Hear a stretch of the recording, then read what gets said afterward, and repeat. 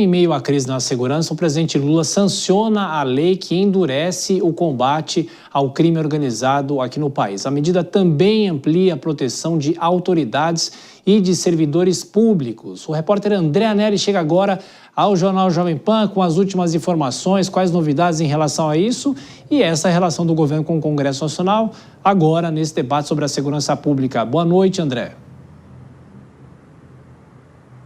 Obrigado, Tiago. Muito boa noite a você também e a todos aqui no Jornal Jovem Pan. A medida sancionada pelo presidente Lula define 2 novos modelos de crime para quem impedir ou atrapalhar, de alguma forma, o andamento de processo ou investigação criminal praticados por organização criminosa. São 2 novos crimes. O primeiro, obstrução de ações contra o crime organizado, e o segundo, conspiração para obstrução de ações contra o crime organizado, nesse último caso, para quem atrapalhar o andamento de qualquer medida contra uma quadrilha.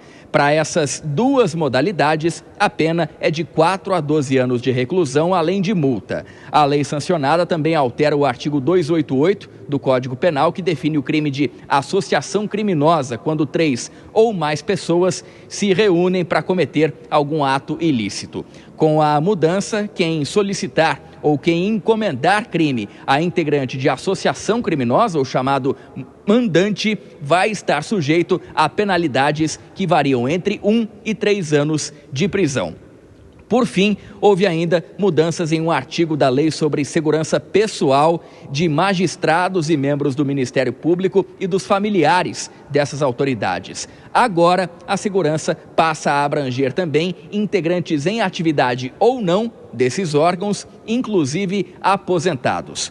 Após a sanção, o presidente Lula fez uma postagem nas redes sociais dizendo que o governo dele não tolera organizações criminosas e que vai atuar para combatê-las com vigor.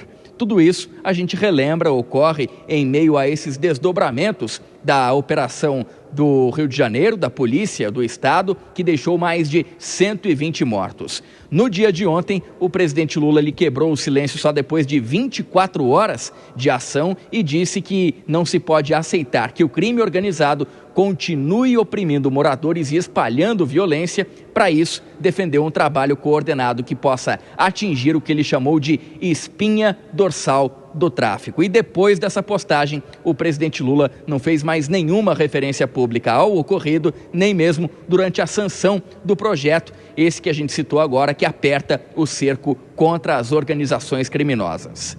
Tiago. É isso, a discussão, e não só o presidente Lula sancionou, mas também o governo pressionando para outras matérias em discussão no Congresso Nacional. André Anelli, até daqui a pouquinho, mais um giro com as nossas comentaristas. Pergunto agora para a Dora Kramer. Claro, o presidente Lula se manifestou por enquanto só pelas redes sociais, né, falando sobre esse projeto, e, ironia ou não, é um projeto do ex-ministro Sérgio Moro, não é? Pois é, eu acho um exemplo bem típico, é um exemplo positivo, né? Claro que o Congresso aprovou, então caberia ao presidente da República sancionar, porque como poderia vetar um projeto desse? Mas olha só, um exemplo, um oposicionista e um oposicionista aguerrido, foi ministro do governo Bolsonaro, faz um projeto que faz sentido, é aprovado pelo Congresso. Pronto, vai lá o presidente da República, faz a sua obrigação de sancionar e não se tem nenhum tipo de ranhetice ideológica em torno disso, sabe? Acho que é uma coisa legal. Agora, o presidente Lula, você vê que ele fala, não tolera, precisamos de união. Gente, isso qualquer pessoa fala, ninguém tolera a criminalidade. Todo mundo sabemos, estamos desde o começo falando da necessidade dessa unidade, senão não se dá um passo. Então, do presidente da República se espera mais, se espera a liderança do processo. Qualquer questão de âmbito nacional precisa ser liderada pela autoridade maior. E o presidente Lula fica, e aí também tem conselheiro, sabe? E diz, olha, não puxa o problema da segurança para dentro do Palácio do Planalto. Ora, meu Deus, Não existe isso, você ficar querendo se desviar. Então, o presidente Lula, que fala sobre tudo e fala muito também sobre o que não deve, sobre o que não sabe, ele, nessa questão da segurança pública, gente, ele é o presidente da República,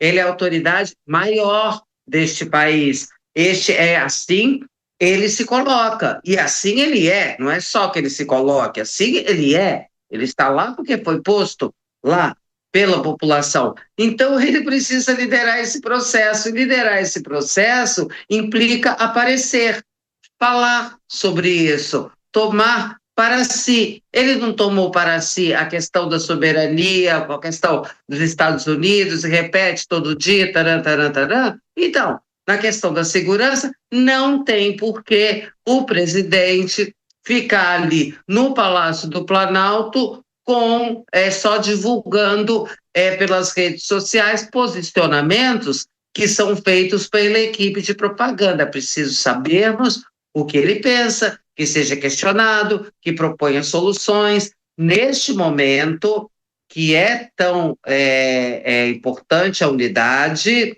quem tem o dever, a tarefa de construir essa unidade é o presidente da República.